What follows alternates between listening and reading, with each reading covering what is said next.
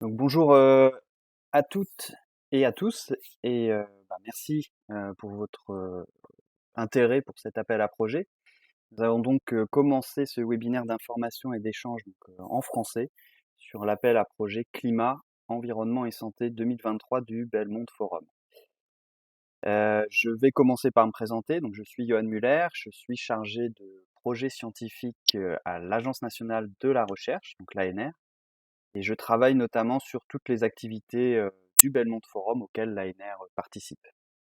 Je suis accompagné de deux collègues de l'Alliance nationale de recherche pour l'environnement, donc à l'Envie, Stéphane Blanc et Éric Panté. Donc je vous laisserai vous présenter peut-être au moment de votre prise de parole, ce sera peut-être Oui, plus simple. Euh, on peut donc, alors je regarde le nombre de participants, on est 18. On peut peut-être faire un bref tour de table. Euh, Pas trop nombreux. Donc, on va peut-être se lancer dans un tour de table pour vous présenter, hein. Donc, je vous laisse, Stéphane, par exemple, commencer. alors lequel? Moi ou il y en a un autre? Ah, pardon, alors on va commencer par Stéphane Blanc. D'accord, pardon. Donc bonjour à toutes et à tous, Stéphane Blanc, je suis directeur de l'Institut Écologie et Environnement du CNRS et je représente l'ALENVI, donc l'Alliance nationale pour la recherche sur l'environnement, avec Éric Pente au sein du Belmont Forum. Éric? Bonjour à tous, Éric Panté, donc je suis chargé de recherche au CNRS. Mon corps de métier, c'est la biologie marine et je participe à l'organisation et à l'animation du Belmont Forum, des positions françaises au sein du Belmont et au partage d'informations entre les différentes communautés scientifiques, dont la LANVI, l'ANR et le CNRS. Je vais faire dans l'ordre alphabétique qui m'apparaît dans ma liste. Donc, si vous pouvez vous démuter quand je dirai votre nom et donc vous présenter brièvement, s'il vous plaît. Donc, Alessandra Giannini. Oui, bonjour, Alessandra Giannini. Je suis professeure à l'École normale supérieure dans le laboratoire de météorologie dynamique. Je suis climatologue et je m'intéresse aussi aux impacts du climat, surtout en Afrique. Merci. Merci. Amandine Thépeau. Oui, bonjour. Je suis Amandine Thépeau. Je travaille à l'ANSES, l'Agence nationale de sécurité sanitaire des aliments, dans une unité où on s'intéresse particulièrement à l'hygiène des aliments et aux agents zoonotiques comme Campylobacter, Salmonelle, Listeria, Yersinia. Merci. Emeline Lecky. Oui, bonjour à tous. Alors, moi, je travaille plutôt en épidémiologie. Je suis actuellement chercheur à l'UMS 11 qui dirige notamment la cohorte en épidémiologie Constance, donc qui représente une grande voilà, un panel assez représentatif, on va dire, de la population française. Dans cette cohorte, je suis la référente environnement, donc je gère un petit peu tous les projets d'épidémiologie environnementale et on commence beaucoup à s'intéresser aux effets du changement climatique sur la santé des populations, à commencer par la mortalité, la santé respiratoire et le risque de cancer. Donc je suis très intéressée par cet appel à projet. Et merci d'avoir organisé ce webinaire. Voilà, merci d'y participer. Alors, le nom, c'est Guérin, s'il vous plaît. Oui, bonjour. Thierry Guérin, donc je suis aussi de l'ANSES, je suis conseiller scientifique sur tout ce qui concerne la partie contaminants chimiques dans les aliments. Et donc là, je suis intéressé pour voir les propositions qui pourraient être faites aujourd'hui pour voir comment on pourrait les intégrer dans des appels, enfin, intégrer des équipes de l'ANSES en lien avec ces contaminants sur ce type de projet, sachant il y a déjà des contaminants émergents comme certaines biotoxines marines qui peuvent arriver sur nos côtes en lien avec le réchauffement climatique. Très bien, merci. Alors, je n'ai pas le nom, j'ai JMG. Oui, bonjour, Jean-Marc Goudet, je suis médecin de santé publique et sociologue. Je suis spécialiste des questions de santé mentale et je travaille dans l'équipe de Valérie Reed à l'Institut de la recherche pour le développement sur les questions de climat et de système de santé. Merci. Merci. Lilia Stefana Anses.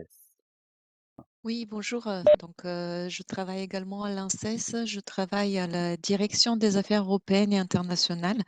Et donc, je suis là pour suivre les informations que vous allez nous présenter et pour les relayer après, auprès de nos équipes qui pourraient être intéressées par les appels. Merci. Lionel Charles. Oui, bonjour. Je suis chercheur en sciences sociales dans une structure privée, un labo qui s'appelle, enfin comment dire, un bureau d'études qui s'appelle Fractal. Et j'ai travaillé beaucoup sur les questions de qualité de l'air, de santé environnementale et aussi en relation avec le climat. Merci. Nathalie Boutin.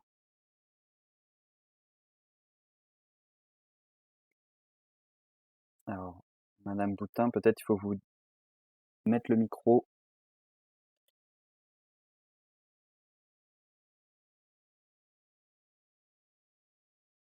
Alors, je reviendrai vers. Oui, Voilà, excusez-moi, hein, je n'avais pas rétabli mon micro. Je voulais m'excuser pour ne pas avoir de caméra sur mon nouvel écran. Nathalie Boutin, je suis chargée de la coordination et de l'animation d'un projet de zone atelier qui a pour intitulé Santé, Environnement Camargue. Donc, effectivement, par rapport à ce réseau qui est en pleine création, cet appel à projet nous intéresse beaucoup. Donc, juste pour préciser, cette zone atelier, c'est une initiative du CNRS et de l'INE, et je suis rattachée au MIVEGEC à l'IRD.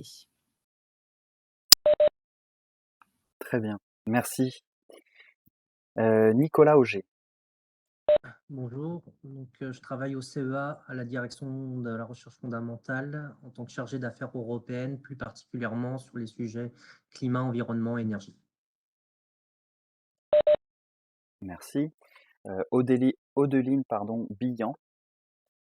Oui, bonjour, Odeline Billan, je travaille à l'INRAE, l'UMRSAS, donc une unité spécialisée sur les systèmes agro et hydrologiques. Je suis donc ingénieure de recherche, je travaille sur un montage de projet sur la transition agroécologique. Et donc, je suis intéressée par cet appel à titre d'information. Merci. Merci. Roger Frutos.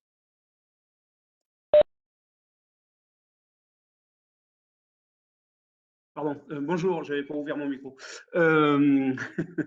Bonjour, Roger Frutos, je suis CIRAD et je m'intéresse plus particulièrement, je suis microbiologiste, mais m'intéresse beaucoup plus particulièrement à la dynamique des maladies émergentes, vectorielles ou non, et donc la problématique changement climatique est quelque chose de très important de ce point de vue-là.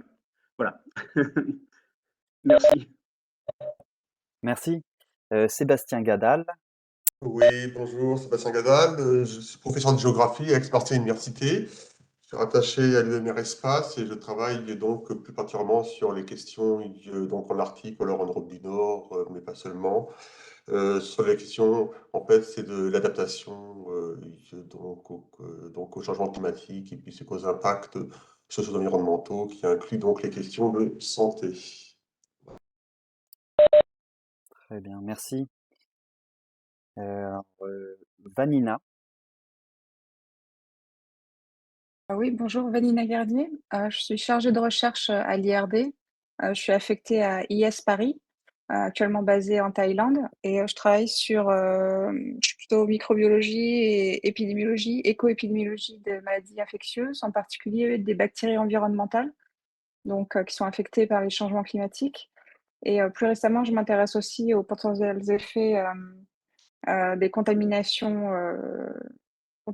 environnementale sur la santé des hôtes et de l'homme.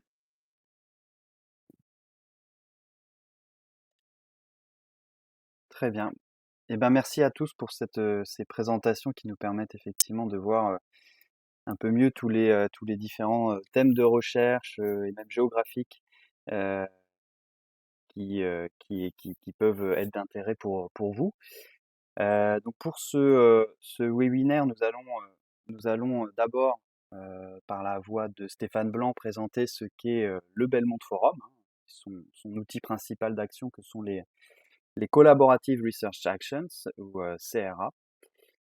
Puis nous aborderons, grâce à Eric Panté, donc plus spécifiquement cet appel et ses thématiques. Et enfin, dans un troisième temps, je vous présenterai les modalités de participation, ainsi que je vous donnerai quelques mots sur les activités de développement des capacités. Alors, pour votre information, nous laisserons un peu de temps entre chacune de ces 3 sessions pour des questions éventuelles. Nous pourrons donc à ce moment vous donner directement la parole pour plus de simplicité. Mais vous pouvez également, pendant la présentation, noter vos questions dans la chat box, et nous regarderons donc entre les sessions les questions qui ont été posées. À noter également qu'à l'issue de ce webinaire, qui est donc enregistré, vous trouverez cet enregistrement sur la page web dédiée à cet appel sur notre site, sur le site de l'ANR. Et deuxième point, je vous diffuserai également la présentation à l'issue de ce webinaire, parce qu'il y a des liens qui sont utiles, et donc vous les aurez directement à la fin de ce webinaire. J'ai fait le tour à peu près de ce que je voulais vous dire, donc je vais laisser maintenant la parole à Stéphane. Bien, merci beaucoup, Johan. Alors effectivement, on va commencer par faire une présentation très brève du Belmont Forum et des appels d'offres qu'il conduit dans le cadre de ses activités. Sur cette diapositive-là, vous avez représenté les principaux éléments de l'interface appelée, on va dire, sciences politiques société, avec des exemples nationaux en rose et internationaux en bleu, et qui peuvent vous permettre de situer le Belmont Forum dans ce paysage international de la durabilité.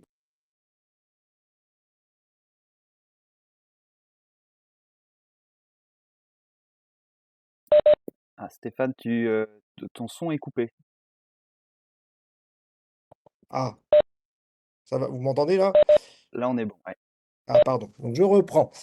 J'ai dit effectivement qu'on va vous présenter un petit peu très brièvement ce qu'est le Belmont Forum et quel type d'appel à projet il gère et sous quels critères. Et sur cette diapositive, vous avez de représenter les principaux éléments clés de tout ce qui concerne, on va dire, les interfaces sciences, politiques, société, donc dans un défi de durabilité pour répondre aux objectifs du développement durable. Et les exemples que Joanne a pris ici pour vous illustrer un peu ces interfaces, vous avez en rose des exemples nationaux et en bleu des exemples internationaux qui permettent de situer le Belmont Forum. Et d'un point de vue scientifique ou d'expertise ou d'implication des acteurs de la société avec des dimensions politiques de gestion ou encore des financeurs de la recherche, vous pouvez voir qu'au niveau scientifique, typiquement en France, on a l'ALENVI, donc l'Alliance nationale pour la recherche sur l'environnement, Athéna, l'Alliance nationale pour les questions de sciences humaines et sociales, et le programme international Future Earth sur la science de la durabilité, qui est hébergé en France à travers un de ces plusieurs hubs internationaux. Au niveau des acteurs de la société, on a bien évidemment toutes les associations de citoyens, et au niveau plus international, on a différentes ONG que tout le monde connaît plus ou moins bien. En termes d'évaluation et d'expertise, eh ben, typiquement, il y a tout le travail de synthèse et de prospective que font les organismes nationaux de recherche, soit le CNRS ou encore l'INRAE, et bien évidemment, encore plus connus au niveau international, les équivalents concernent l'IPCC et l'IPBES. Au niveau politique et gestion, on a bien évidemment chez nous les ministères, les collectivités locales et bien d'autres organismes qui peuvent jouer ce rôle-là, avec au niveau international plusieurs organismes comme la Banque mondiale qui jouent un rôle très important et d'interface et qui également offrent de temps en temps quelques appels d'offres qui rentrent dans cette notion de gestion. Et on arrive bien évidemment à comment est-ce que l'on finance tout ceci. Alors au niveau français, il n'y a pas de débat, c'est bien évidemment l'Agence nationale pour la recherche, mais au niveau international, le principal organisme qui finance la recherche sur ces questions-là, c'est le Belmont Forum. Et donc sur la diapositive suivante, vous avez un petit peu la création du Belmont Forum et ses objectifs principaux. Il a été créé en 2010. Il faisait suite à un groupe d'experts composé d'agences qui finançaient la recherche sur les changements globaux qui s'appelait l'IGFA, International Group Funding for Global Change. Et ce Belmont Forum est vraiment né de cette IGFA pour rassembler les différentes agences de financement internationales qui souhaitaient adresser de manière commune les questions liées aux défis du changement global, mais dans une approche globale, c'est-à-dire internationale. Sur la dia qui suit, vous avez aujourd'hui l'état des membres et les différents partenaires du Belmont Forum. Vous pouvez voir sur la planisphère que globalement, on couvre toute la planète. Aujourd'hui, il y a 30 membres. Il y a 12 ans, nous étions à peine 12. Il y a plus de 125 organisations qui ont été engagées au fil des ans dans diverses activités du Belmont Forum. Et vous pouvez voir, vous avez quelques exemples. Future Earth, START, le WCRP pour le Global Change Programme, l'ancien ICSU, donc l'International Science Council, et bien d'autres partenaires qui participent aux activités du Belmont Forum. Sur la dia suivante, vous avez un petit peu, je dirais, les principaux objectifs et la raison d'être du Belmont Forum. Vraiment, l'objectif du Belmont Forum, c'est de fournir les connaissances pour comprendre, atténuer et s'adapter au changement global mondial. Et les deux piliers du Belmont Forum, c'est la transdisciplinarité et le transnational. L'objectif, c'est vraiment de faire travailler des domaines de connaissances qui n'ont pas nécessairement l'habitude de travailler ensemble, mais surtout d'engager à la fois les experts académiques et les acteurs de la société.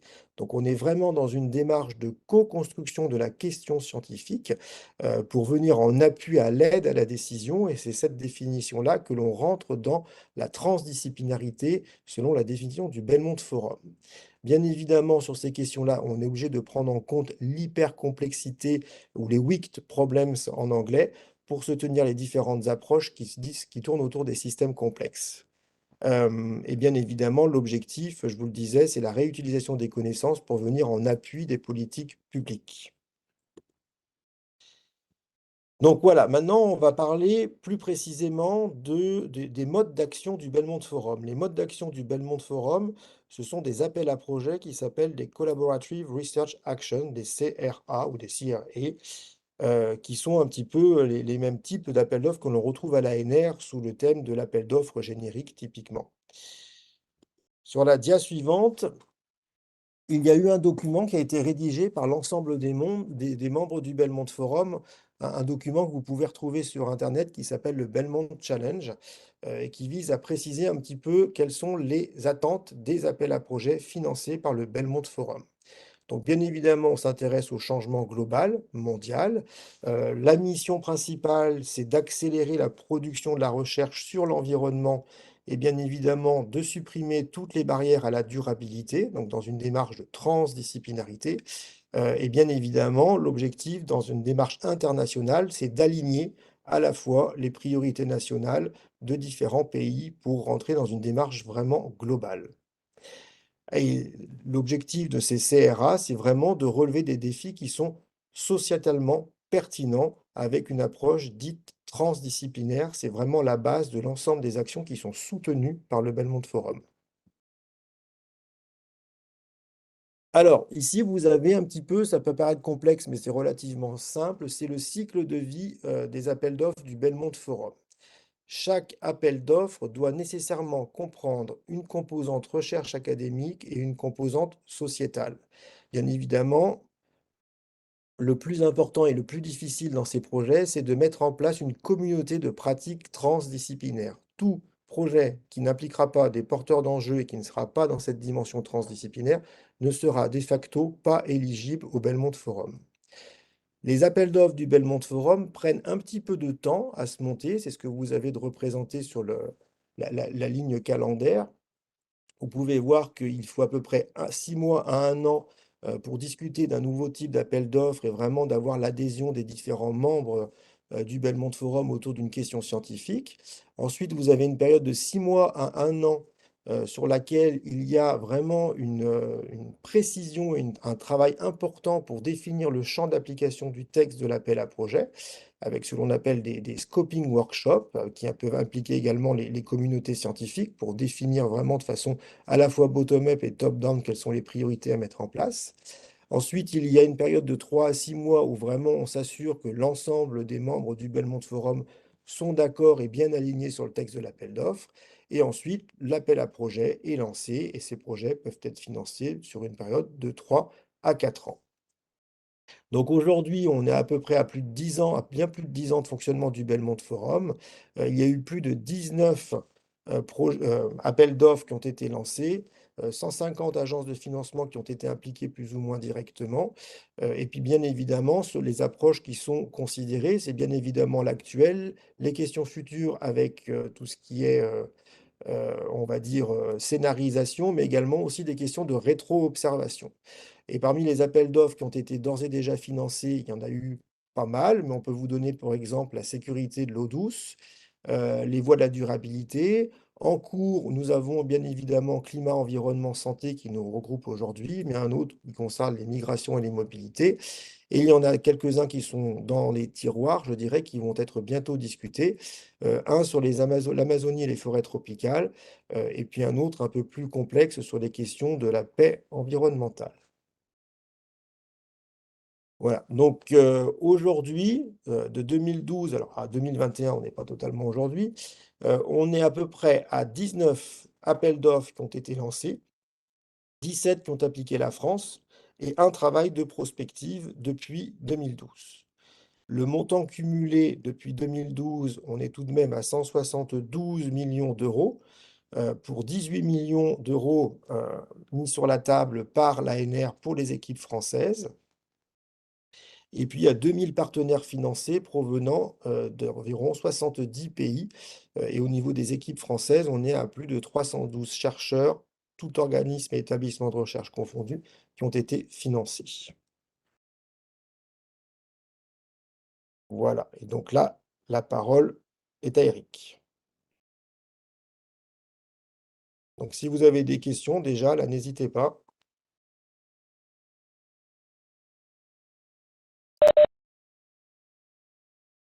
Si vous avez des questions, n'hésitez pas effectivement. Ah voilà, que Roger Fructos. Oui, bonjour. Oh, j'ai une question à la fois très simple et un peu idiote, mais comment définit-on transdisciplinaire par rapport à pluridisciplinaire ou interdisciplinaire? Oui, alors ça, merci pour la question. C'est une question qui est vraiment récurrente. Pluridisciplinaire. Le CNRS est typiquement pluridisciplinaire. Il réunit en son sein l'ensemble de toutes les disciplines scientifiques que l'on connaît. D'accord? Mais ce n'est pas pour cela que l'on crée une interdisciplinarité sur des sujets spécifiques. Pour cela, on a une mission pour l'interdisciplinarité qui finance des projets de recherche aux interfaces entre les disciplines, en particulier sur des communautés qui n'ont pas l'habitude de travailler ensemble. Cette interdisciplinarité, elle peut être relativement extrême, en faisant par exemple travailler des économistes avec des biologistes de la conservation animale, mais ça peut être aussi une interdisciplinarité qui est beaucoup plus légère, typiquement entre des économistes ou des archéologues, donc dans le domaine SHS.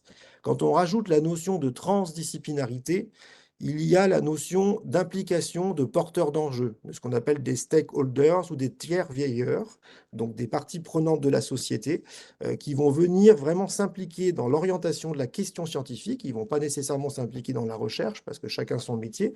Mais en revanche, si on veut vraiment pouvoir définir des questions qui sont d'importance dans la réponse aux changements globaux et la façon dont on peut se les approprier pour les transformer dans ce fameux passage des connaissances à l'action, l'implication de ces tiers veilleurs est essentielle. Et c'est cette définition-là qui permet de qualifier les approches du Belmont Forum transdisciplinaires, au-delà d'un simple projet interdisciplinaire. D'accord, très bien. Eh bien, Très clair. c'est une question qui est très pertinente parce que ça reste relativement débattu. Et la définition que je vais vous donner, c'est celle du Belmont Forum. D'accord, merci beaucoup.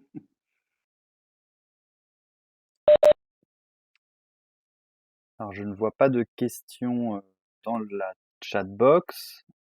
Si vous voulez prendre la parole, je pense que vous pouvez la prendre directement. N'hésitez pas.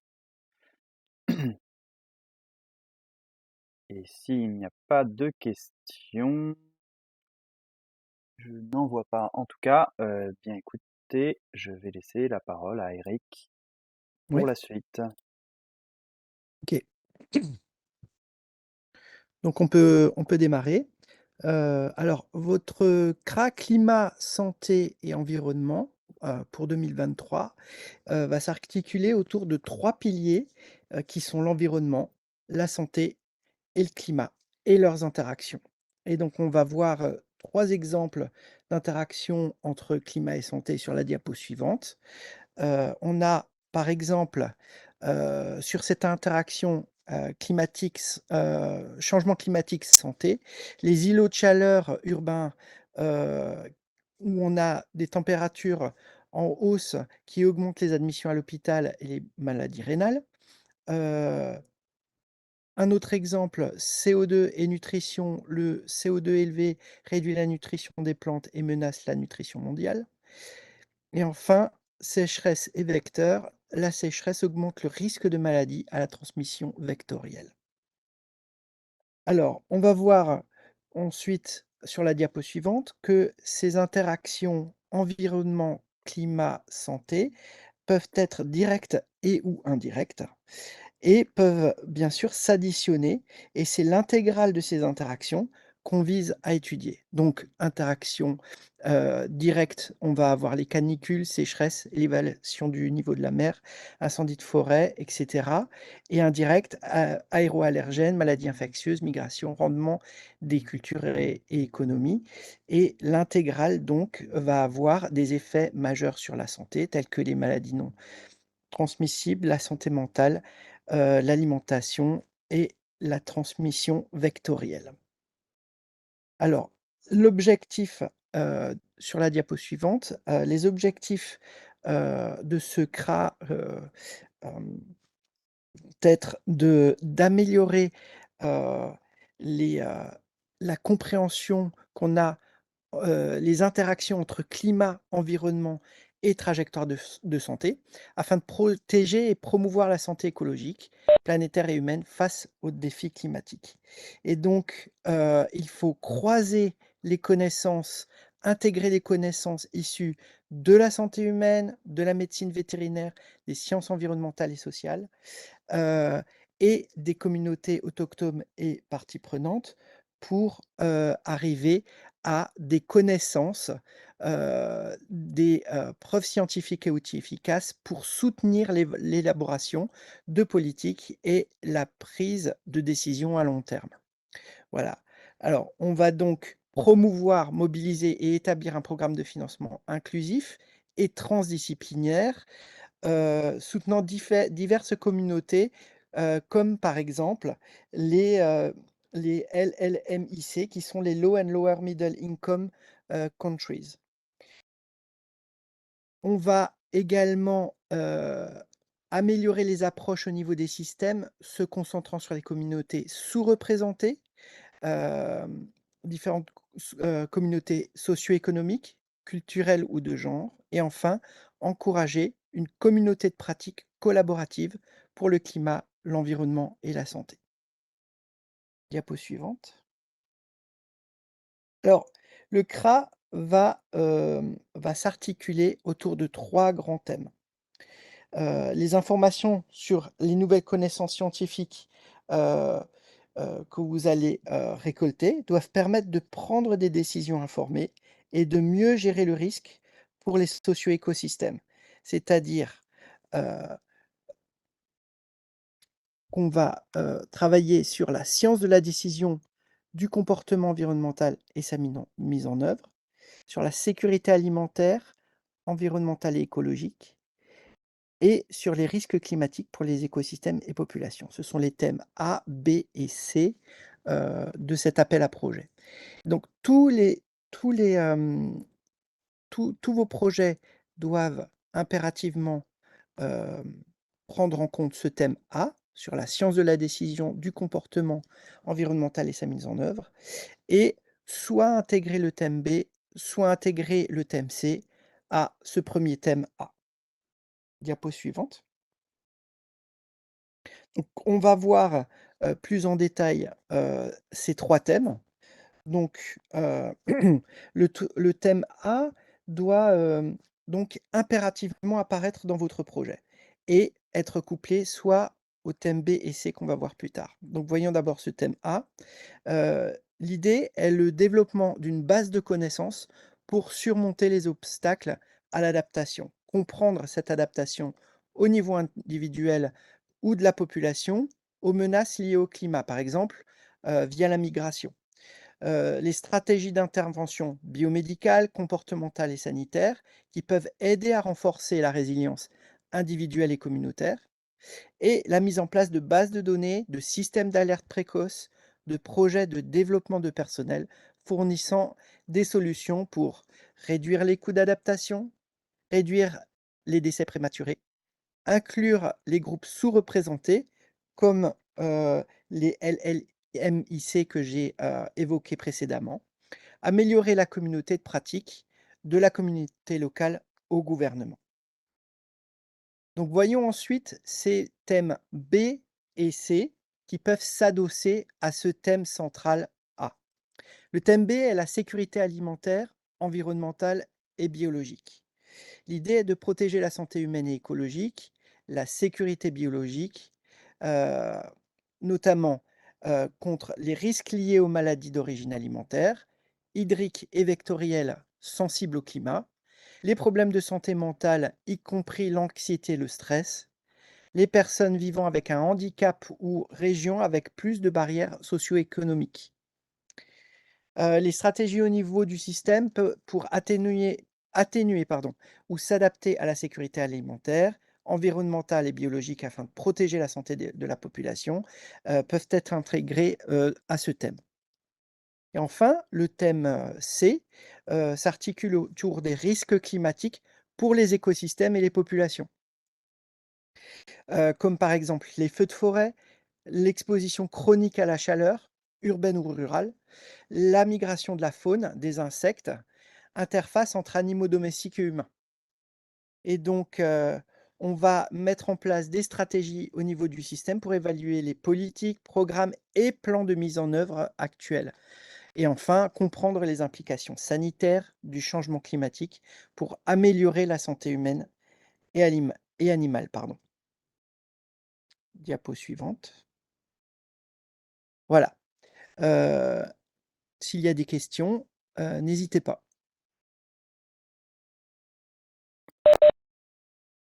Alors, je n'ai pas de questions dans la chat box.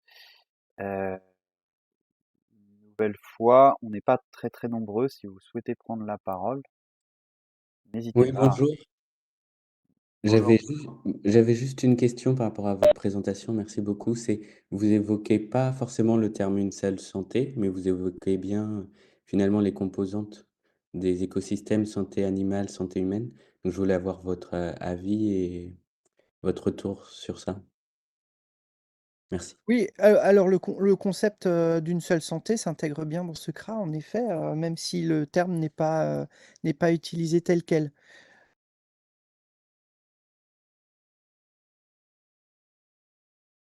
Mais on a en fait les trois thèmes, si j'ai bien compris, c'est les trois ensemble qui correspondraient finalement à une seule santé, avec le Oui, thème C qui fait les écosystèmes. Mais ouais. on peut faire A plus B, c'est-à-dire euh, ça correspond, en fait, ça correspond pas forcément à une seule santé si on fait A plus B. Par contre, c'est l'ensemble des trois thèmes C'est qui l'ensemble des correspondraient à trois, la. oui. Oui, oui. D'accord, merci.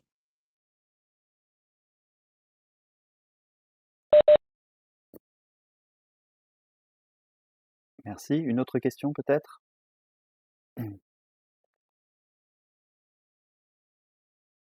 Oui, bonjour, est-ce que je peux me permettre? Oui. Ici Amélie Licky de l'INSERM. Donc, je voulais revenir sur la première présentation et aussi sur celle-ci.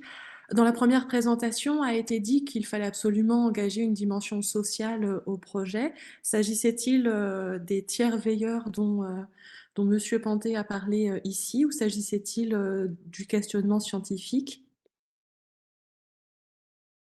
Alors, je ne suis pas sûr d'avoir compris votre question, mais bien évidemment, vous devez impliquer à un moment donné dans votre projet des tiers veilleurs. D'accord. Non, c'est quand vous disiez, Monsieur Blanc, vous présentiez le Belmont Forum en expliquant qu'il y avait à chaque fois une dimension sociale obligatoire. Je suis désolée de faire remonter les diapositives. Non, non, il n'y a pas de Oui, souci. voilà, ici. Ouais. Et du coup, je voulais savoir un petit peu au niveau de l'implémentation de cette, voilà, de cet élément. Très concrètement, vous avez beaucoup de projets qui vont travailler directement in situ, je dirais, sur des questions qui vont impliquer une ONG locale ou une collectivité territoriale locale ou d'autres types d'acteurs locaux, hein, pour vraiment s'assurer que on est vraiment dans une démarche de transfert des connaissances à l'action et non pas simplement un socle scientifique très important, fondamental, mais qui n'est pas suffisant pour s'assurer que la question scientifique qui ait été posée vienne vraiment en appui des décisions et de l'aide à la décision publique. D'accord, merci beaucoup, c'est plus clair.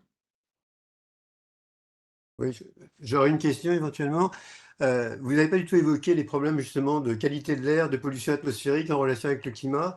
Or, c'est quand même une composante très très importante, en fait, à la fois, en particulier, disons, les efforts pour faire avancer ou régler la question climatique. Donc, du point de vue des stratégies politiques, sociales, etc., c'est un point extrêmement important. Quelle place vous donneriez, vous donnez à la question de la qualité de l'air, de la pollution atmosphérique, bon, qui est aussi une dimension évidemment globale, hein. Oui, Bien tout sûr. à fait. En fait, on l'a pas mentionné dans cette présentation, on a donné quelques exemples, mais cette thématique-là est intégrée dans, l'appel à projets, donc elle a toute sa place, en effet. D'accord. Y compris sur le plan sanitaire, etc. C'est-à-dire parce que là, Oui, la dimension sanitaire est plus prégnante encore qu'elle peut être par rapport au climat. oui, et son intégration est articulée dans, le call for proposals que vous pouvez trouver sur le site du Belmont Forum. D'accord, ok. Mhm, merci. Mhm.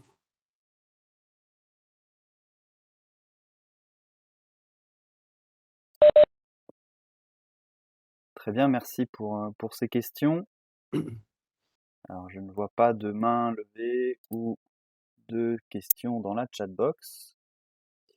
Donc, on va retourner à notre présentation. Ah, si, une main levée. Ouais. Peut-être j'ajoute juste une question à suivre. Est-ce qu'il y a des préférences pour ce qui est de la société? Donc, on a parlé de ONG, peut-être de communauté locale, institutions gouvernementales, ou Il y a, bien il y a- c'est... Ouais, il y a absolument pas de préférence. ok, merci.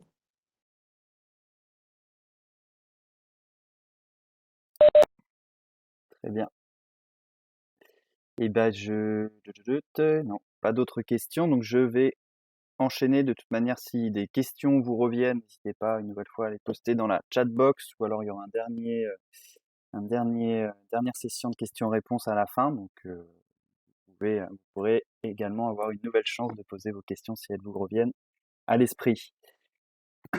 Donc, je vais maintenant vous parler des modalités de participation à cet appel.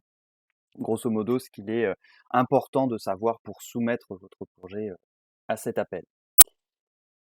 Donc, premièrement, je vais vous parler des critères d'éligibilité, qui sont donc essentiels et qu'il faut bien avoir en tête lors de la construction de votre projet. Donc, on peut en distinguer deux sortes. Les premiers sont les critères d'éligibilité communs à tous les porteurs, parce qu'ils sont présents dans le texte de l'appel et ils sont propres au projet de manière globale.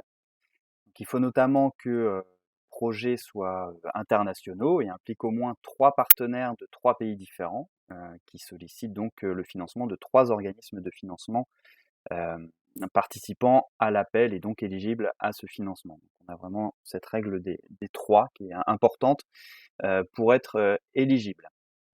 Il faut également que les consortia, donc on en a déjà parlé, hein, soient réellement transdisciplinaires. Peut-être pas revenir dessus, mais il faut vraiment que la construction du projet soit une réelle co-construction avec des partenaires non académiques. Donc ça peut être effectivement, on peut les caractériser comme des porteurs d'enjeux ou des acteurs de la société civile au sens large, donc des ONG, municipalités, des décideurs, des agriculteurs. Voilà, c'est important en termes d'éligibilité et également pour évaluer la qualité de votre projet, hein. C'est un critère d'évaluation également qui sera pris en compte lors de l'évaluation de votre projet. Un autre caractère commun à tous ces projets, donc pareil, on en a déjà parlé, c'est un peu une redite, donc je ne vais pas revenir dessus, mais Voilà, il faut que vous abordiez bien les thèmes A plus B ou A plus C ou encore A plus B plus C. C'est un vrai critère d'éligibilité. Avant même d'être évalué, on regardera si vous abordez bien ces 3 thèmes. À noter également qu'un consortium ne peut soumettre qu'un seul projet et également que des partenaires non éligibles à un financement peuvent tout à fait faire partie d'un projet en participant donc du coup sur fonds propres euh, pour, euh, pour améliorer votre projet ou pour impliquer des gens effectivement qui ne sont pas éligibles, mais que ces partenaires-là ne peuvent ni être coordinateurs de projet, ni comptabilisés dans la règle des 3 pays minimum que je viens de décrire. La seconde catégorie de critères d'évaluation correspond aux critères nationaux qui sont propres à chacune des agences, des organismes de financement. Donc pour cela, il faut déjà bien comprendre que au sein du Belmont Forum, il n'y a pas de pot commun. Chaque organisme de financement impliqué dans l'appel finance ses propres partenaires éligibles. Donc l'ANR, par exemple, financera uniquement les partenaires éligibles au financement ANR qui vont lui demander une aide. Donc les règles d'éligibilité des différents financeurs vont s'appliquer aux partenaires d'une proposition leur demandant une aide. Il est donc très important que vous regardiez bien les annexes nationaux ou les annexes propres à l'organisme de financement auquel vous allez demander un financement. Aujourd'hui, on parle de l'ANR, mais si vous avez un collègue américain ou brésilien qui va demander des fonds, il faut bien qu'il regarde si l'ANSF par exemple ou la FAPESP répondent bien aux critères d'éligibilité de ces organismes. Donc c'est important, voilà, c'est ça vraiment que je veux dire, c'est que les annexes sont des documents importants. Il ne faut pas hésiter à les lire et également à contacter les points de contact si vous avez des questions. Donc pour parler plus spécifiquement des demandes faites à l'ANR, vous pouvez trouver toutes ces règles dans le document modalité de participation qui est donc disponible sur notre page web. Mais il est également important de noter que certaines règles spécifiques s'appliquent pour cet appel, et notamment les demandes budgétaires. Donc j'ai noté celle-ci sur cette slide. Les demandes de financement faites à l'ANR ne doivent pas excéder 300 000 € par projet ou 350 000 € si la coordination globale du projet est française. En effet, un petit bonus pour prendre en compte la charge supplémentaire que représente la coordination d'un tel projet. Mais pour le reste, les règles qui s'appliquent aux porteurs français vont être strictement les mêmes que celles d'un appel ANR classique, donc par exemple l'appel générique.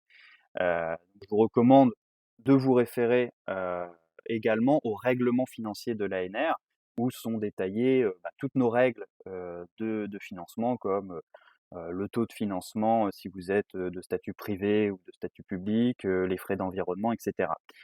Vous avez également potentiellement des personnes support dans vos tutelles qui sont rodées aux appels ANR et qui pourront du coup vous aider également si vous avez des questions relatives aux spécificités des appels ANR. Voilà. Je ne vais pas tout énumérer, vous lire tout le règlement financier, mais une nouvelle fois, le règlement financier s'applique également à cet appel. Donc, vous trouverez tous ces documents sur le site de l'ANR ou alors en tapant tout simplement règlement financier ANR dans votre moteur de recherche, vous trouverez tous ces documents facilement. J'ai mis les liens ici, donc vous les aurez puisque je ferai circuler cette présentation à la fin de ce webinaire. Alors pour revenir plus globalement à l'appel, les organismes de financement participant à cet appel sont donc énumérés sur cette slide. Et comme vous pouvez le constater, il y a un certain nombre d'organismes venant de différents pays. On a vraiment une large représentation mondiale des pays s'intéressant à ces thématiques. Mais ce que je voudrais également mettre en relief ici, c'est qu'il y a différents types de financement. Nous avons en effet des organismes qui financent, on va dire en cash, donc comme l'ANR. Donc ce sera une aide qui pourra permettre, par exemple, le recrutement de CDD, donc le salaire, permettre l'achat d'équipements, des frais d'analyse, frais de mission, prestations de services, etc. Et d'autres organismes qui vont avoir un financement en in-kind. Donc ça signifie, par exemple, que des organismes vont permettre la mise à disposition de salles de réunion, de matériel, ou encore d'aide à la communication, à la valorisation, d'organisation d'événements. Donc ça, c'est détaillé une nouvelle fois dans les annexes. Donc c'est important, une nouvelle fois, de bien se référer aux annexes qui détaillent ça et qui permettent aux déposants, aux partenaires, de savoir si leur demande est bien éligible. Une nouvelle fois, j'insiste sur le fait que les annexes sont des documents importants à lire pendant la construction de votre projet. Et donc, dans les organismes participants que je viens de mettre à l'écran, on a la chance d'avoir un certain nombre d'organismes qui peuvent financer un grand nombre de pays différents. Alors, c'est pas le cas de l'ANR, mais c'est le cas, par exemple, de Future Earth, de IEI, ou même de RCN, donc l'agence norvégienne, qui peuvent financer des pays autres que, en l'occurrence, des Norvégiens, peuvent financer d'autres pays. Donc ça signifie que des chercheurs de plus de 100 pays sont éligibles au financement de cet appel et que c'est donc, en tout cas à mon sens, une belle opportunité de pouvoir faire des collaborations avec des pays, disons qu'on a plus de mal à atteindre habituellement à cause de ce biais potentiel de financement. Donc vous avez la liste ici des pays, peut-être pas tous les énumérer, il y en a un certain nombre. Un petit mot à présent sur la timeline. Donc les dates importantes sont décrites sur ce graphe. Donc l'appel a ouvert le 15 février dernier, la plateforme le 15 avril, et les pré-propositions sont attendues au 15 juillet. Suite à ce dépôt, donc les pré-propositions vont d'abord être revues par le secrétariat de l'appel et par les organismes de financement impliqués afin donc de vérifier l'éligibilité des propositions. Et puis ensuite, elles seront évaluées par un comité extérieur qui sera constitué d'experts de ces thématiques, ces experts ayant été eux-mêmes recommandés par les organismes de financement. Ensuite, les pré-propositions sélectionnées vont être invitées et auront jusqu'au mois de janvier pour déposer une proposition complète.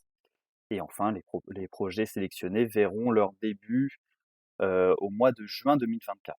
Voilà, donc c'est un assez long process en 2 étapes. À noter que depuis l'ouverture de l'appel, donc depuis le 15 février et jusqu'à la soumission des propositions complètes, on a le secrétariat de l'appel, le secrétariat du Belmont Forum ainsi que certains organismes de financement en in-kind qui organisent des activités dites de renforcement des capacités. Donc, ce sont des activités qui ont pour but de rassembler des communautés travaillant sur ces thématiques afin de faire de l'aide au montage de consortia. On est quand même sur un appel qui est assez exigeant en termes de composition du consortium, de mélange des thématiques. Donc, on a des organismes qui permettent d'aider au montage de consortium et aux rencontres entre personnes intéressées par cet appel. Donc un certain nombre d'activités ont déjà eu lieu, donc je ne sais pas si certains d'entre vous ont pu y participer.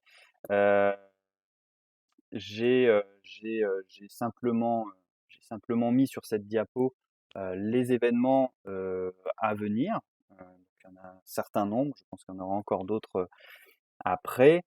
Vous pourrez retrouver toutes ces informations sur le site du Belmont Forum directement, la page dédiée à cet appel, où vous aurez toutes ces informations, les liens d'enregistrement également. Vous pouvez voir par exemple que le 25 mai, donc c'est la prochain événement, il va y avoir un annexe workshop, donc durant lesquels des agences comme l'ANR présenteront certaines règles nationales. Donc là, ce sera un peu comme j'ai fait là en fait, mais en anglais, et permettront de répondre aux questions. Il y a d'autres agences qui seront présentes et donc C'est pour aider, là en l'occurrence, ce sera plutôt pour aider, les déposants à y voir plus clair sur, qu'est-ce qui est éligible, pas éligible, les conditions et cetera. Hem, Après vous avez également des réunions pour aider, plus spécifiquement au montage, avec des partenaires venant d'InKind. Également, vous pouvez noter un certain nombre d'événements qui auront lieu durant, SRI. Donc SRI, c'est la Sustainability Research Innovation Congress qui est organisé, notamment par le Belmont Forum et qui se tiendra, de manière hybride fin juin. On peut noter, sur ces sessions, notamment un atelier commun avec CEH, 1, donc qui était le premier appel en fait, auquel l'ANR n'a pas participé et qui visait, déjà à faire du réseautage sur ces thématiques, climat, environnement, santé.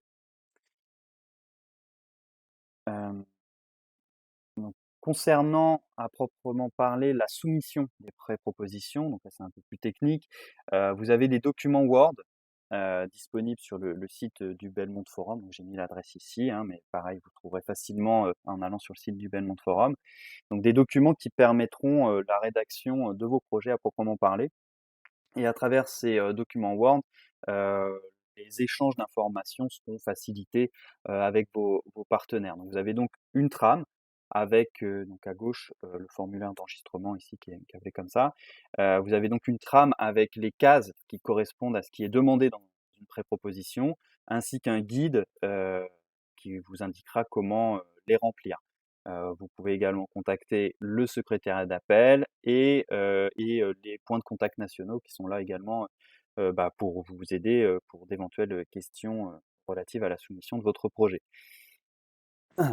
Une fois, que la trame, sera remplie par l'ensemble des partenaires avec toutes les informations fournies, heu, notamment les informations administratives, hein, que chacun fournira, sur la trame, ce sera au coordinateur du projet, d'aller, directement sur la plateforme de soumission, donc bfgo.org, pour soumettre, le projet, donc en faisant pas mal de copier-coller à vrai dire, du Word dans les différentes cases. Heu et vous pouvez d'ores et déjà d'ailleurs aller sur le site, vous créer un compte, pour voir à quoi le site ressemble. Heu et puis une fois que le coordinateur aura créé, le projet, il me semble qu'il vous invitera, il invitera chacun des partenaires qui devront valider, les parties, administratives pour dire qu'ils font bien partie du projet. Et donc le projet devra être soumis, avant le 15, juillet. Donc le pré-projet, devra être soumis avant le 15 juillet. À noter également que, l'ANR ne demande pas, de soumission sur son site. Voilà, tout passera par le site, BFGO. En tout cas côté ANR, certaines agences peuvent demander, une soumission, une double soumission. Donc allez voir aussi dans les annexes pour être sûr, ça normalement c'est détaillé dans les annexes. Côté ANR, c'est pas demandé. Toutes les informations qui seront soumises sur le site de BFGO nous seront ensuite, transmises, directement, heu pour vérifier notamment l'éligibilité, et le suivi également après, de l'évaluation et cetera. C'était ma dernière slide, donc on va laisser place maintenant, à une session de questions-réponses. Je vais déjà regarder, alors j'ai monsieur Frutos, qui a une question déjà, je vous laisse la parole.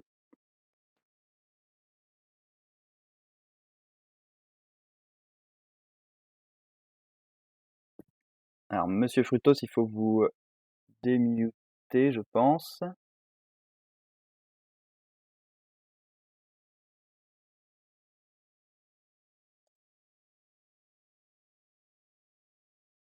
Alors si ça ne f ah peut-être, je vois que le micro est ouvert. Oui. Oui. Bonjour, j'ai juste une Bonjour. petite question, par rapport aux 100 pays, la centaine de pays que vous avez mentionnés qui pourraient participer. Oui. Ouais, voilà. Ces pays-là ne rentrent pas dans le décompte des 3 pays minimum pour, poser un projet? Alors si, en fait, Si? si les pays, s'ils sont éligibles à un financement, Oui? ils rentrent dans le décompte. s'ils demandent un D'accord. financement également. C'est-à-dire si on a un pays ou un partenaire, parce que là on parle de pays, mais si des fois il y a Oh, des partenaire, partenaires, oui, bien voilà. sûr. Si un partenaire n'est pas éligible au financement, il peut participer donc sur fonds propres, donc voilà, Ouais. mais du coup il rentre pas dans le décompte. Par contre, si un partenaire est éligible à un financement, là il va rentrer dans le décompte. Nous, l'intérêt, c'est effectivement d'impliquer aussi des organismes de financement dans chacun des projets, parce que c'est de la D'accord. collaboration au niveau du projet, mais c'est aussi de la collaboration au niveau des agences de financement, hein. Intérêt également ici à faire travailler les agences ensemble. D'accord. Alors, juste pour bien préciser quelque chose sur un exemple concret, par exemple, un projet dans lequel il y aurait France, Norvège, qui sont tous les deux font partie des agences qui financent, hein, Oui. plus, mettons, Indonésie, ça, c'est le projet est complet. Nous avons les trois partenaires. Alors, sous réserve de l'éligibilité des partenaires que vous mentionnez, hein, faut Oui, bien bien que le sûr. partenaire, voilà, français soit éligible au financement français. Indonésien, alors j'ai pas le souvenir, mais c'est peut-être Future Earth qui fait ça. Bref, il faut qu'il soit éligible à ce financement-là. Et là, effectivement, si vous avez D'accord. ces trois là, on est bon. D'accord. OK, merci. Oui, c'était pas clair sur le site web. Là, ça l'est c'est parfait. Merci. Je vous en prie. Alors, question. Alors, j'ai pas le prénom. Alors, c'est le prénom. Excusez-moi, Vanina. C'est un peu dans la même veine ma question. C'est sur les 3 partenaires de 3 pays différents. Ce que je comprends pas, c'est est-ce que, du coup, chaque partenaire doit soumettre un appel différent? C'est-à-dire que moi, je soumets un projet qui dit qu'il y aura la France, l'Indonésie et la Norvège, comme ce qui a été, évoqué comme exemple. Mais du coup, l'Indonésie doit faire, son appel, de son côté aussi à un autre organisme et les Norvégiens doivent faire appel auprès de l'autre organisme et moi, je fais un appel que à l'ANR pour la partie France? Alors, non. Alors, oui et non. Si je comprends bien. En fait, toutes les demandes sont rassemblées au sein même du projet. Au moment où le projet va être soumis, il va y avoir une petite case qui va dire: «En tant que partenaire français, à qui demandez-vous une aide?» Donc vous allez mettre ANR. Le norvégien mettra RCN, et cetera. Mais toutes ces données sont rassemblées dans le document et il n'y a pas triple soumission en l'occurrence. Ça va être le coordinateur qui va soumettre le projet et qui va dire tel partenaire demande des fonds à tel organisme. Et si on arrive à la somme donc de 3, c'est éligible. Est-ce que ça répond à votre question? Oui, oui, d'accord, j'avais effectivement pas compris. Très bien. Oui, désolé, ben, je veux rebondir de nouveau sur ce qui vient d'être dit. Donc, on peut très bien se retrouver dans une situation où il va y avoir 3 pays, par exemple, Oui. hein, mais seulement 2 agences de financement, parce qu'une agence de financement va financer les équipes nationales qui lui correspondent et des équipes de notre pays. Alors non, il faut 3 agences de C'est pas ça. financement. Il faut Ah, 3. C'est vraiment la règle des 3. Il faut 3 ouais, agences de alors bon, financement. je reprends mon cas précédent, par exemple l'Indonésie, eux vont déposer le financement auprès de qui? Alors, il faut regarder. Alors là, je l'ai pas en tête et ça me ferait partir de la présentation. Mais sur le site du Je crois que c'est la Belmonde, Norvège justement, c'est pour ça que j'ai posé la question. alors bon, bah, si c'est la Norvège, ça marchera pas. Si il y a que la Norvège qui va financer l'Indonésie, vous pouvez pas avoir juste RCN. Moi, je vais parler en termes d'agence de financement. Vous pouvez pas avoir que RCN et ANR. D'accord, donc il faut une troisième agence de financement en fait. Et c'est ça. Vraiment, on est D'accord, sur 3 pays, 3 partenaires demandant des fonds à 3 agences de financement différentes 3 agences de impliquées financement. dans l'appel. Voilà. D'accord, ok, très bien, merci. Je vous en prie. Odeline Billan. Oui, bonjour, j'ai également une question sur les pays, mais qui est un petit peu différente. J'avais vu sur votre site internet qu'il y avait 10 organisations participantes à cet appel-là, Oui. mais qui font partie en fait de la liste des 100 donc, que vous mentionnez maintenant, mais qui est plus restrictive. Et je voulais savoir s'il y avait une subtilité ici. Alors, j'ai pas en tête il y a 10 agences participants. Alors, vous avez eu cette information sur. Alors sur le site du Belmont Forum, en fait, il y a non pardon, c'est des organisations, mais de 10 pays différents seulement. Ah oui, voilà, d'accord. Oui, Mmh. ok.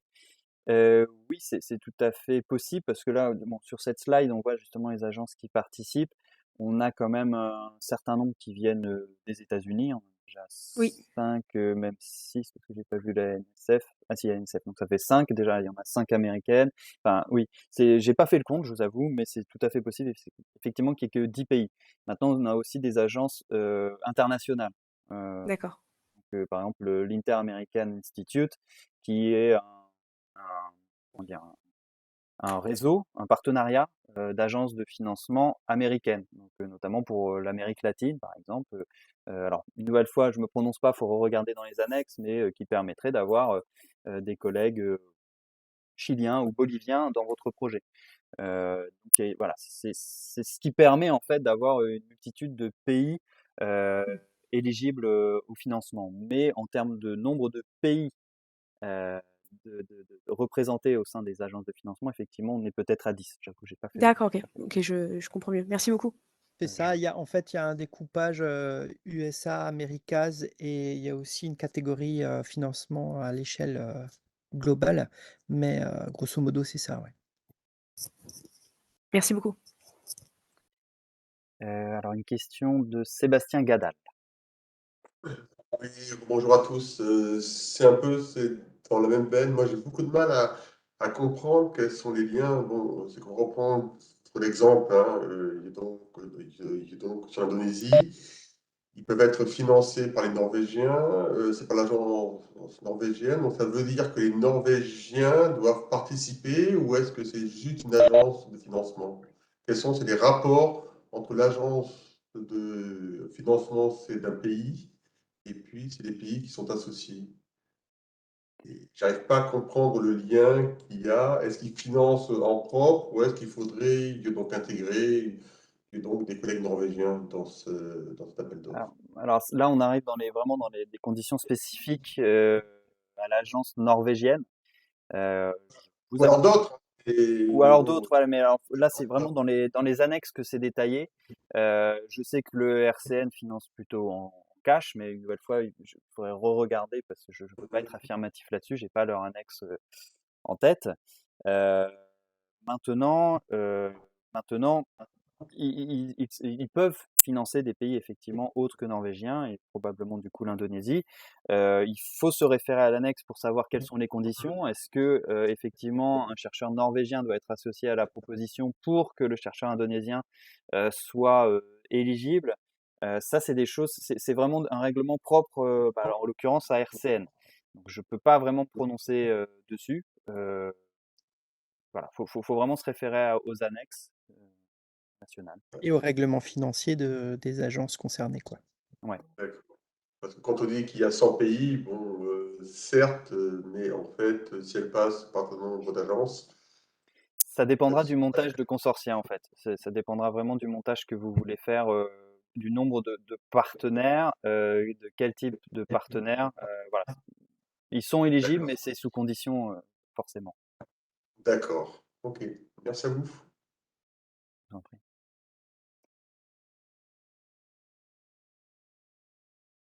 Alors j'ai une main barrée, hein, je sais pas, mais si vous avez une question, prenez la parole.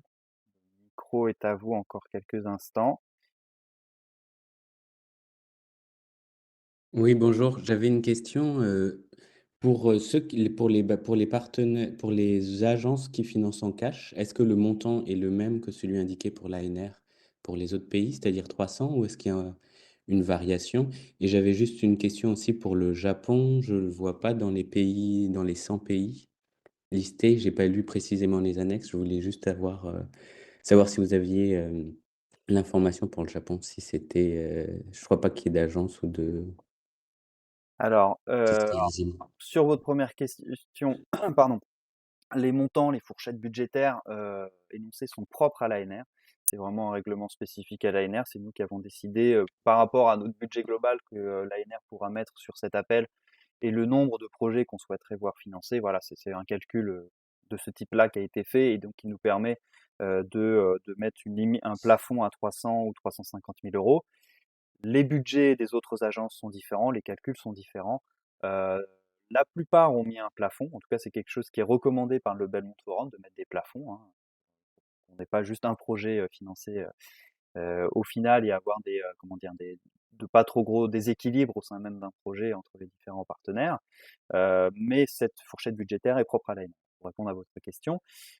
Concernant le Japon, effectivement, la JST, donc qui est le membre japonais du Belmont Forum, ne participe pas à cet appel, et donc le Japon, les partenaires japonais ne sont pas éligibles, et s'ils ne sont pas dans cette liste, effectivement, il n'y a pas d'autre organisme qui pourrait prendre en charge une demande japonaise.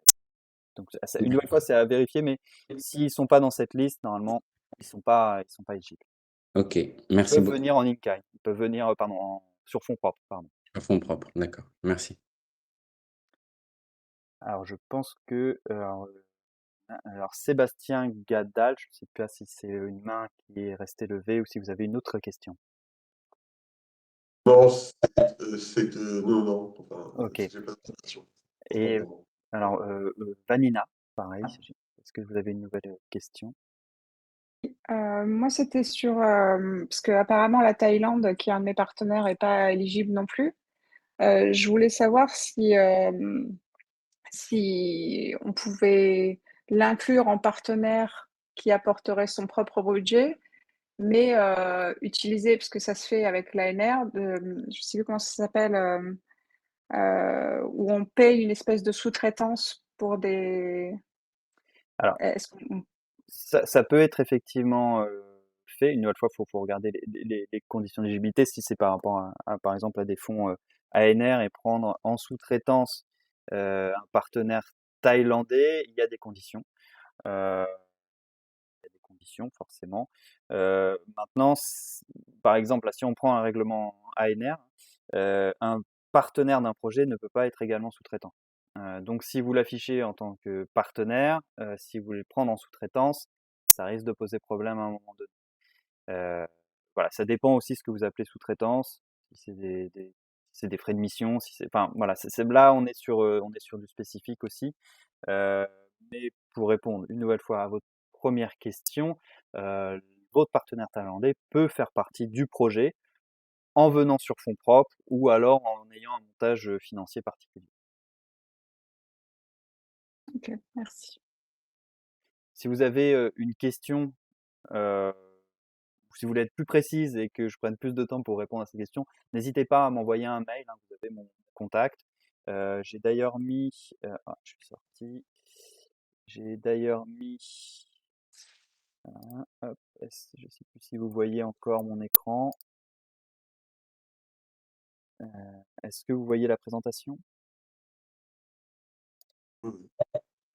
Oui. J'ai mis en fin sur ma dernière slide les liens utiles pour la soumission, pour répondre à un certain nombre de questions et des documents que je vous encourage vivement à lire, et également mon contact. Donc n'hésitez pas à m'envoyer des mails, notamment pour des questions qui touchent à l'ANR. Voilà, vous trouverez également mon contact dans l'annexe française ou sur le site du Belmont Forum. Alors, il me semble, une nouvelle question, Monsieur Frutos. Oui, très simple. Pourra-t-on avoir par email la présentation, là, le PDF de la présentation? Oui, tout à fait. Je vais Merci, le voilà. mettre en PDF et j'enverrai à tous les inscrits, je pense, tous les inscrits C'est parfait. à la Merci présentation. beaucoup.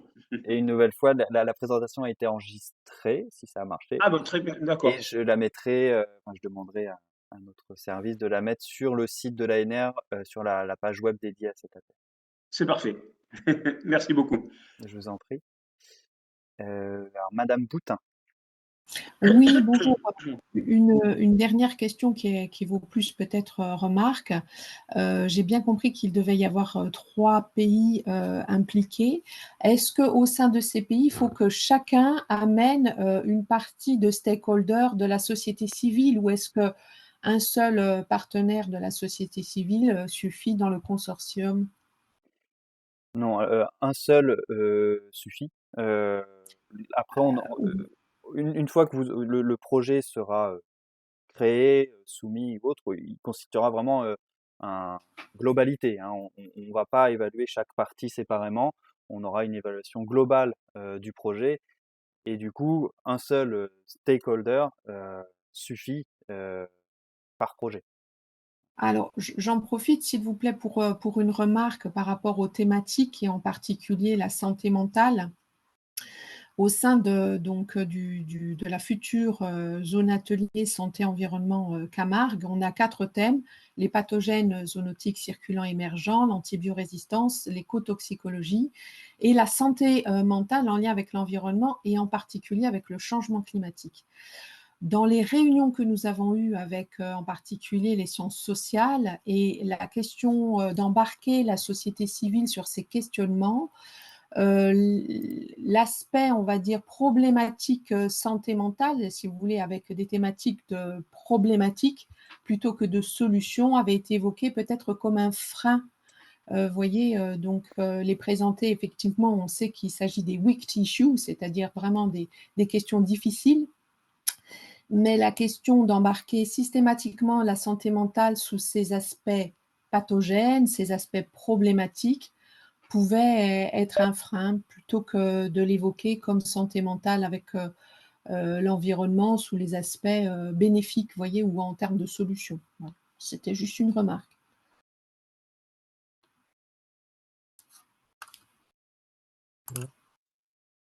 Pour embarquer la société civile, hein. C'est-à-dire des thématiques qui soient systématiquement anxiogènes et qui n'apportent pas de, voyez, donc les sciences sociales avaient fait remarquer un petit peu tout ça. C'était, voilà, c'est pas. Merci Peut-être pour juste une note, la façon dont cette thématique est intégrée dans l'appel à projet met en avant les challenges en fait que les problématiques de santé mentale peuvent générer en lien avec les interactions climat, santé, environnement. Donc voilà, c'est la complexité d'intégrer la thématique de la santé mentale est reconnue dans l'appel à projet. Voilà, je ne sais pas si ça vous aide, mais Oui, merci.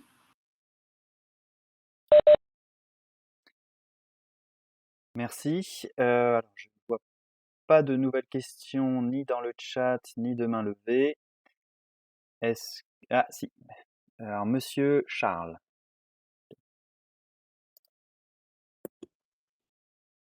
Ah, il faut débloquer votre micro. Pardon, oui, oui.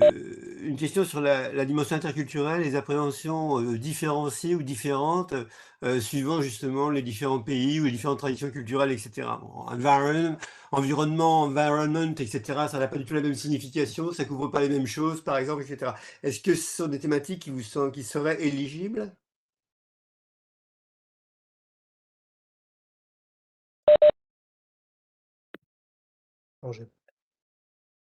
j'ai pas saisi toute votre question. Est-ce que vous pourriez la répéter, s'il vous plaît? Oui, moi non plus, merci. La question, c'est sur les dimensions interculturelles, c'est-à-dire les différences d'appréciation entre les différentes cultures, langues, etc., des thématiques. Est-ce que c'est une problématique, des problématiques qui vous sembleraient éligibles? A priori, oui. Faut bien sûr, avec un bémol qu'il faut voir comment c'est articulé, dans l'ensemble dans le contexte du projet. Mais a priori, je pense que oui. D'accord. Mmh. Merci.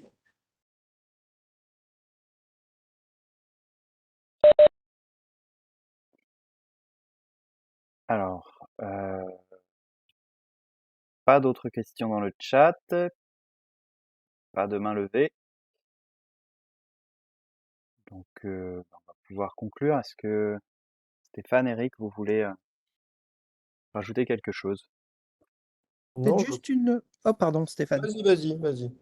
Oui, juste vous inciter les personnes intéressées par ce call d'éplucher le site internet du Belmont Forum qui est vraiment bien fait. vous pouvez voir en fait sur les anciens calls les projets qui ont été financés et le résumé.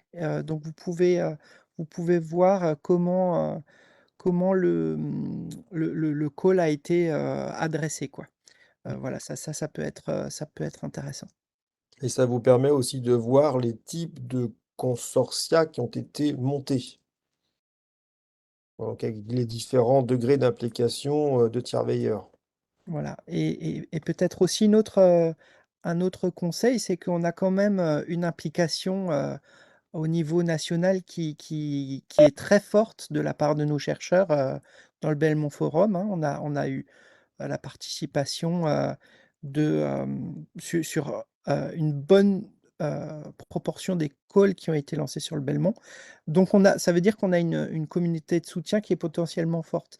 Alors n'hésitez pas à passer par nous si vous voulez qu'on vous mette en relation avec des gens qui ont été bénéficiaires de financement par le passé.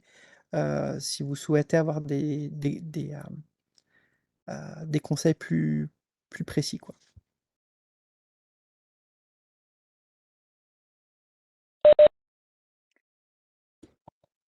Très bien. Et ben alors, je pense qu'on va s'arrêter sur ces mots. Je vais déjà tous vous remercier d'avoir participé à ce webinaire. J'espère qu'il vous aura été utile et instructif. Une nouvelle fois, n'hésitez pas à nous contacter pour tout ce qui a été cité. Et j'espère voir de belles propositions avec vos noms dedans au 15 juillet. Voilà. Bien. Merci à tous. Merci à Merci vous. beaucoup. Au revoir. Merci, au Bonjour. Bien à revoir. vous. Merci. Au revoir. Au revoir. Au revoir. Au revoir. Au revoir. Merci, au revoir. Merci, au revoir.